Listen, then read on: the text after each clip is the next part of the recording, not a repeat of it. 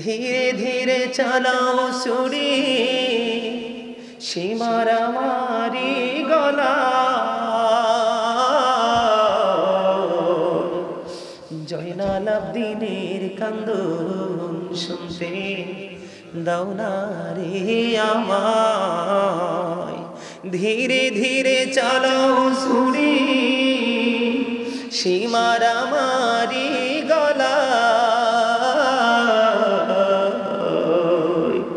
জয়নাল আবদিনের কান্দন শুনতে দাও না রে আমায় আমার নানা নবী ছিলেন গুনাহগারের শাফি হলেন গো এই গলায় দিতেন চুমা নানাজি সদা জয়নাল আবদিনের কান্দন শুনতে দাও না রে আমায় মারহাবা পক্ষ থেকে যদি শহীদ হতে হয় আমি সর্বপ্রথম শহীদ হয়ে আপনার কদমে আমার লাশ পড়বে জোরে জোরে বলুন না সুবহানাল্লাহ বন্ধুরে আমার ধীরে ধীরে ধীরে ধীরে বন্ধু সব আস্তে আস্তে আস্তে আস্তে পরে বন্ধু কারবালা হলো বন্ধুরে আমার 61 হিজরিতে দুপুর বেলা এই দিক দিয়ে আরেকটা খবর হলো বন্ধু আমার নবী পৃথিবী থেকে বিদায় হয়ে যাওয়ার আগে পৃথিবী থেকে চলে যাওয়ার আগে উম্মে সালমা রাদিয়াল্লাহু তাআলা আনহাকে ডাক দিয়ে বলেছিলেন উম্মে সালমা আমি তোমার হাতে কিছু মাটি তুলে দিয়ে গেলাম তুমি এই মাটিগুলো যত্ন করে রাখো গো যখন আমার কলিজায় এই মাটিগুলো দেখবে তুমি লাল হয়ে গেছে তখনই তুমি মনে করবা আমার কলিজার টুকরা হুসাইন যুদ্ধের ময়দানে শহীদ হয়ে গেছে জোরে জোরে বলুন না আল্লাহু আকবার আমাদের দেশে অনেকেই বলে নবী গায়েব জানে না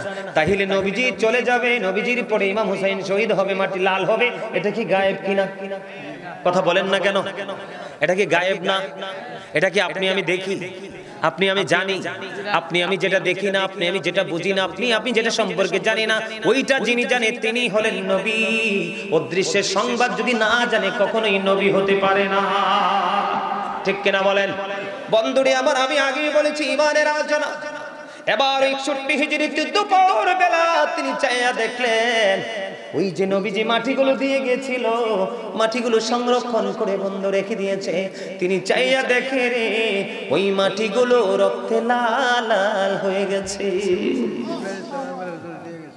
দুপুর বেলা বন্ধু উম্মে সালমা রাদিয়াল্লাহু তাআলা আনহা থেকে বর্ণিত তিনি বললেন সালমা রাদিয়াল্লাহু তাআলা আনহা দুপুর বেলা তিনি দেখতেন দুলাবালিতে দোসর নবীজি তিনি তন্দার মধ্যে দেখলেন দুলাবালিতে দোসর নবীজির হাত মোবারকে একটা বোতল রক্ত তিনি বললেন আমি প্রশ্ন করলাম নবী গো আপনার এই অবস্থা কেন গো এবার আমার নবী ডাক দিয়ে বলল আমি কারবালার ময়দান থেকে এসেছি রে আপনার হাতে শিশি ভর্তি রক্ত কেন গো আমার নবী বলেছেন আমার কলিজার টুকরা শাহাদাত বরণ করেছে সমস্ত শহীদের রক্তগুলো আমি বোতলের মধ্যে ঢুকিয়েছি এবার আপনারা প্রশ্ন করতে পারেন বলে হুজুর এতগুলো রক্ত একটা শিশির মধ্যে বোতলের মধ্যে ঢুকাবে কেমন করে এটা কেমন করে সম্ভব এটাই হলো নবীদের মুজিজা এটা কি 1400 সাহাবীর গোসলের পানি 1500 সাহাবীর খাবার একটা পাত্রের মধ্যে ঢুকানো এটাই হলো নবীদের মুজিজা আমি একটু আগে জিকিরের মধ্যে বলেছি মুরব্বিরা তারা ভালো করে জানে আমি জিকিরের মধ্যে শুরুতে বলেছিলাম হযরতে শাহজালাল মুজরাদিয়ামুনি সুরমা নদী পার হয়ে গেছে যায় নামাজ বিছায়া জানেন কি জানেন না আর জোরে বলে দাদা ভাই আপনারা জানেন কি জানেন না এখন আপনি আমি যখন যায় নামাজে উঠবো পানির উপরে ডুববো না ভেসে যাব ডুবে মারা যাব আর আল্লাহর ওলি যায় নামাজ বিছিয়ে বন্ধু যায় নামাজে দাঁড়িয়েছে ওই যায় নামাজ বন্ধু সুরমা নদীর পার থেকে ওপারে কোল থেকে খুলে নিয়ে গেছে এটা হলো আল্লাহর ওলিদের কারামাত এগুলোকে যিনি বিশ্বাস করবে, যারা বিশ্বাস করবে তারাই হলো ইমানদার। যারা বিশ্বাস করবে না তাদের ইমানে গলত, মৃত্যুর আগে ইমান হারা হয়ে বন্ধু চলে যাবে। বন্ধুরে আমার, এদিক দিয়ে দুপুর বেলা হয়ে গেল, ইমাম হুসাইন যুদ্ধের জন্য বন্ধু প্রস্তুতি নিল। এদিক দিয়ে ইয়াজিদ বাহিনী কিন্তু ইমাম হুসাইনের পিছনে নামাজও পড়েছে, পানির পিপাসা লেগেছে তাদের জন্য। ইমাম হুসাইনের সাথে যে পানি ছিল পানি পর্যন্ত পান করিয়েছে। কিন্তু যেই নবীর কারণে, যেই নবীর উসিলায় পৃথিবী হলো, আপনি আমি হলাম, 18,000 মাখলুকাত হলো, 80,000 আলম হলো, পশু পাখি বন্ধু সব কিছুর জন্য ফুরাত নদীর পানি বরাদ্দ, কিন্তু রাসূলের কলিজার টুকরার জন্য পানি বরাদ্দ নয়। বন্ধু এদিক দিয়ে তাদের জন্য ফুরাত নদীর পানি বরাদ্দ বন্ধ করে দিল। অন্যদিকে শত্রুদেরকে উনি ওনার কাছ থেকে পানির পিপাসা লাগার কারণে পানি পান করালো। জোরে জোরে সুবহানাল্লাহ। এই জায়গাটাতে একটু শিক্ষা আছে, বুঝতেছেন নি আপনারা?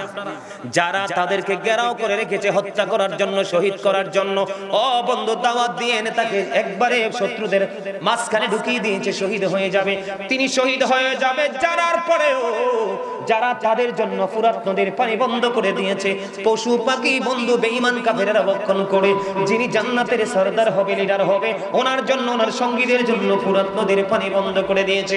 তারপরেও ইয়াজিদ বাহিনী যখন পানির পিপাসা লাগলো, উনি ওনার কাছ থেকে তাদেরকে পানি পান করিয়েছে। এটার নামই হলো মানবতা। জোরে জোরে কন্যা সুবহানাল্লাহ। শত্রুদেরকে খাইয়েছে, ঠিক কিনা বলে? এটা হলো আমাদের জন্য বন্ধু শিক্ষা। একে একে একে একে বন্ধু একক যুদ্ধ শুরু হয়ে যাবে। একক যুদ্ধের প্রস্তুতি নেওয়া হলো। একক যুদ্ধের প্রস্তুতি সর্বপ্রথম বন্ধু তাদের মধ্য থেকে হুসাইনের পক্ষ থেকে হযরত আলী আকবর যুদ্ধের জন্য রেডি হয়ে গেল। এবার ডেকে ডেকে বলছে, বাবা গো, বাবা গো, আমাকে অনুমতি দাও না, আমি শহীদের খাতায় নাম লেখাবো।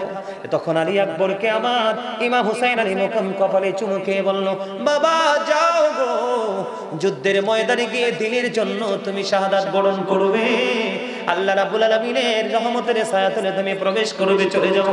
বন্ধু বীরত্বের সাথে যুদ্ধের ময়দানে চলে গেল। এত বেশি উত্তপ্ত ছিল সেই দিন, সূর্যের কিরণ সহ্য করার মতো নয়। 3 দিন পর্যন্ত তারা কোনো পানি পান করতে পারে নাই। জোরে জোরে বলেন আল্লাহু আকবার। এবার একবার বলেন নাউজুবিল্লাহ। কয়দিন? 3 দিন। কথা বলেন না কেন? ফুরাত নদীর পানি বন্ধ, বরাদ্দ করা বন্ধ করে দিয়েছে। বন্ধুরি আমার, এবার কি করলেন? প্রস্তুতি দিলেন। নেওয়ার পরে কারবালার ময়দানে যখন চলে গেল বন্ধু, ইয়াজিদ বাহিনীকে ছত্রভঙ্গ করে দিল। ছত্রভঙ্গ করে যুদ্ধ করতে করতে করতে করতে তিনি কি করলেন? একটু টায়ার্ড ফিল করলেন, পানির তৃষ্ণা লাগলো, দৌড়ে চলে এলো, বাবা, বাবা গো, আমাকে একটুখানি পানি দাও না, আমি তাদের উপর হায়দারি আক্রমণ চালাবো। এবার বন্ধু আলী আকবর যখন ইমাম হুসাইন রাদিয়াল্লাহু তাআলা আনহুর কাছে চলে আসলো পানি পান করার জন্য, এবার ইমাম হুসাইন আলী মুকাম ডেকে ডেকে বলে, বাবা, বাবা গো, আমি যখন পানির যখন আমার তৃষ্ণা লাগতো, আমার নানা আমার দিকে, আমার নানার জিহ্বা মোবারক যখন বের করে দিত, আমি নানার জিহ্বা চষে পানির তৃষ্ণা মিটাতাম। বাবা, বাবা গো, আমার কাছে পানির তো কোনো ব্যবস্থা নাই গো বাবা, আমি তোমার দিকে জিহ্বাটা আমি বের করে দিলাম, তুমি আমার শুষ্ক জিহ্বাটা চষে নাও। বন্ধু কলিজা ফেটে যায় রে এই জায়গাটার মধ্যে যখন আসি বন্ধু। সত্য এবং মিথ্যার পার্থক্য, সত্যকে প্রতিষ্ঠিত করার জন্য বন্ধুরে আমার আলী মুকামকে, বন্ধু আলী মুকাম কি করলেন? আলী আকবরের দিকে শুষ্ক জিহ্বাটা বের করে দিল। বন্ধু শুষ্ক জিহ্বাটা বের করে দিল, আলী আকবর শুষ্ক জিহ্বাটা চুষে নিল। চুষে নিয়ে বন্ধু এখান থেকে পরিশ্রান্ত বডি নিয়ে তিনি আবার যুদ্ধের ময়দানে চলে গেল। যুদ্ধ চালালো, ও বন্ধু দুলাবালি উড়িয়ে দিল বন্ধু ইয়াজিদ বাহিনী। যুদ্ধ চলতে চলতে চলতে চলতে চলতে চলতে বন্ধু এমন একটা পরিস্থিতি হলো রে, ইয়াজিদ বাহিনী তীর বন্ধু নিক্ষেপ করলো, আরে তীর এসে বন্ধু বুকের মধ্যে বিঁধলো। বিঁধতে দেরি, বাবা, বাবা গো, আমাকে সাহায্য করো। দৌড়ে চলে গেলেন ইমাম হুসাইন রাদিয়াল্লাহু তাআলা আনহু আলী আকবরকে সাহায্য করার জন্য। বন্ধুরি আমার, যে জায়গার মধ্যে বন্ধু তীর নিক্ষেপ হলো, তীরবিদ্ধ হলো, তীরটা টান দিয়ে যখন বের করলো, ও বন্ধু রক্তের বন্যা বয়ে গেল। আর সেই জায়গাটার মধ্যে হযরতে হুসাইন রাদিয়াল্লাহু তাআলা আনহু চুমু খায় জোরে জোরে সুবহানাল্লাহ। তাৎক্ষণিকভাবে বন্ধু আলী আকবর শাহাদাত বরণ করলো। বন্ধু তখন ইমাম হুসাইন রাদিয়াল্লাহু তাআলা আনহুর বয়স ছিল 56 বছর 5 মাস 5 দিন। ইমাম আলী আকবরের ডেড বডিটা, আলী আকবরের পবিত্র বডিটা বন্ধু যখন ডেড হয়নি, মারা যায়নি, শহীদ হয়নি, তখনও কিন্তু ইমাম হুসাইনের একটা চুলদারিও পাকে নাই। আলী আকবরের এই পবিত্র দেহ ইমাম হুসাইনের কাঁধে উঠাইতে দেরি রে। ও বন্ধু, ওনার বোন জয়নব নজর দিয়ে চাইয়া দেখলো, এতক্ষণ পর্যন্ত আমার ভাইজানের চুলদারিগুলো কুচকুচে কাঁচা ছিল, আলী আকবরের বডিটা কাঁধে নিতে দেরি রে, আমার ভাইয়ের চুলদারি গুলো সাদা হতে দেরি হয় না। আওয়াজ তুলে বলেন না আল্লাহু আকবার। বন্ধু সহ্য করা যায় রে, কোন ইমানদার সহ্য করতে পারে না রে বন্ধু, কোন মুমিন সইতে পারে না। কেমন করে একটা মানুষকে তো নিষ্ঠুর ভাবে পৃথিবী থেকে বিদায় করতে পারে, সাধারণ কোন মানুষ নয়, রাসূলের আহলে বাইতের, রাসূলের বংশের আওলাদ, ঠিক কিনা বলে? বন্ধুরে আমার, তাবুর কাছে এনে আলী আকবরের পবিত্র বডিটা রাখলেন। রাখার পরে হযরতে হাসান রাদিয়াল্লাহু তাআলা আনহুর সন্তান হযরতে কাসেম রাদিয়াল্লাহু তাআলা আনহু বের হয়ে এসে দেখে দেখে বলে, বাবা, চাচা গো, আমার ভাই যুদ্ধের ময়দানে শহীদ হয়ে গেল, এবার আমাকে অনুমতি দাও না, আমি যুদ্ধের ময়দানে যুদ্ধ করতে যাব। এবার অনেক কথোপকথন হলো ইমাম হুসাইন এবং হযরতে কাসেম রাদিয়াল্লাহু তাআলা আনহুর মধ্যে। পরে বন্ধু অনুমতি দিল, অনুমতি দেওয়ার পরে যুদ্ধের ময়দানে চলে গেল। শহীদের সময় খুবই সন্নিকটে, ও বন্ধু সন্নিকটে যখন চলে গেল, এবার একটা ডাক দিলেন, এবার হুসাইন দৌড়ে চলে গেলেন। যাওয়ার পরে বললেন, বাবা গো, আমি দুর্বল হয়ে পড়েছি, আমি তো তোমাকে সাহায্য করতে পারলাম না। বন্ধুরে আমার, হযরতে কাসেম রাদিয়াল্লাহু তাআলা আনহুর বিয়ে হয়ে তিনি শাহাদাত বরণ করলেন, যার সাথে সাকিনার বিয়ের কথা ছিল। জোরে জোরে আল্লাহু আকবার। বন্ধুরে আমার, হযরতে কাসেম রাদিয়াল্লাহু তাআলা আনহুর পবিত্র বডিটা বন্ধু নিয়ে আসলেন তাবুর কাছে। ধীরে ধীরে একক যুদ্ধের শেষ প্রান্তে বন্ধু চলে গেলেন। সংক্ষিপ্ত করে শেষ করে দিচ্ছি, আপনারা কি বিরক্ত হচ্ছেন? একেবারে ধার প্রান্তে আল্লাহর ওলি চলে এসেছেন, উনি মুনাজাত করে দোয়া করে দিবেন। বন্ধু যাইয়েন না, অত্যন্ত প্রেমময়, অত্যন্ত বরকতময় এই জায়গাটা। জোরে জোরে কন্যা, ঠিক না বেঠিক? আপনাদের কাছে কি আত্মায় শান্তি আসে কি আসে না? বন্ধুরে আমার, এবার ইমাম হুসাইন রাদিয়াল্লাহু তাআলা আনহুর যুদ্ধের পালা, শহীদের পালা। ইমাম হুসাইন বন্ধু যুদ্ধের ময়দানে নেমে পড়লেন। কেউ তো ইমাম হুসাইনের দিকে আগাইতে সাহস পায় না। সবাই বন্ধু চিন্তা করতেছে, কেমন করে গো হুসাইনের দিকে আমরা আক্রমণ চালাবো। বন্ধু এককভাবে কেউ আগাতে পারে না, চতুর্মুখী আক্রমণ শুরু করলো। আক্রমণ করতে করতে করতে করতে বন্ধু একটা পর্যায়ে একবারে শেষ সময় চলে আসলো। শেষ সময় যখন চলে আসলো বন্ধু, এবার সীমার তার বুকের উপরে চেপে বসলেন। এবার সীমারকে ডেকে ডেকে বললেন, সীমার, এখন কি নামাজের সময়? কয় হ্যাঁ, নামাজের সময়। এবার হুসাইন একটা ডাক দিয়ে বললেন, তাহলে আমাকে জীবনের শেষ সেজদাটুকু দেওয়ার সুযোগ দাও। জোরে জোরে বলুন না সুবহানাল্লাহ। আপনার আমার শরীর কত সুস্থ, আপনার আমার বডি কত স্ট্রং, আপনি আমি দুনিয়ার সব করতে পারি গো, কিন্তু হাইয়া আলাস সালাত শোনার পরেও মসজিদে যেতে পারি না। এটা হলো আমাদের জন্য সবচেয়ে বড় দুর্বলতা। বন্ধুরে আমার, এবার কি করলেন? ইমাম হুসাইন রাদিয়াল্লাহু তাআলা আনহু যুদ্ধের ময়দানে শহীদ হয়ে গেল। বন্ধুরে আমার, যুদ্ধের ময়দানে যখন শহীদ হয়ে যাবে, যায়নি এখনো, এবার তিনি সীমারকে ডাক দিয়ে বললেন, সীমার, তোর বুকের জামাটা একটু খোল।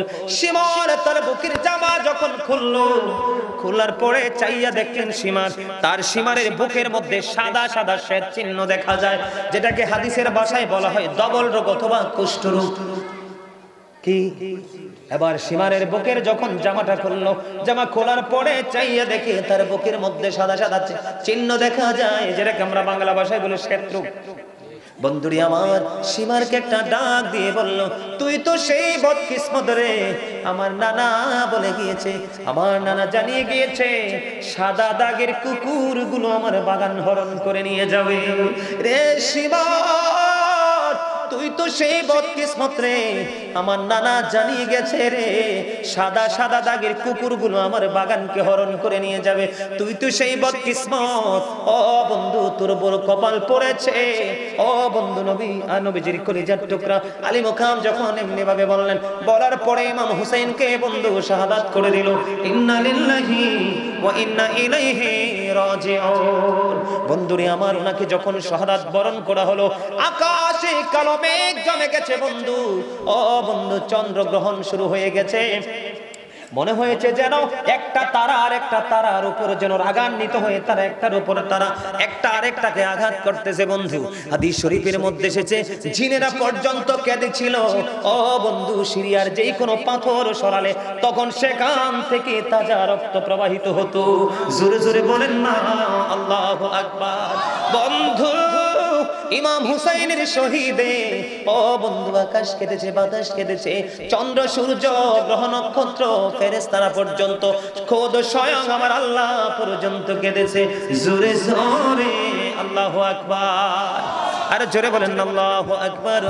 এই জন্য বন্ধু আমি ছোট্ট একটা গজল গাইবনি একটু। ধীরে ধীরে চালাও ছুরি, সীমার আমারি গলা, জয়নাল আবদিনের কান্দন শুনতে দাও না রে আমায়।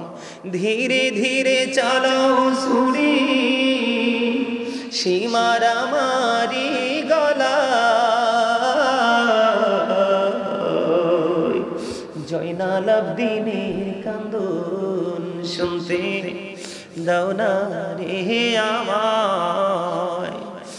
আমার নানা নবী ছিলেন,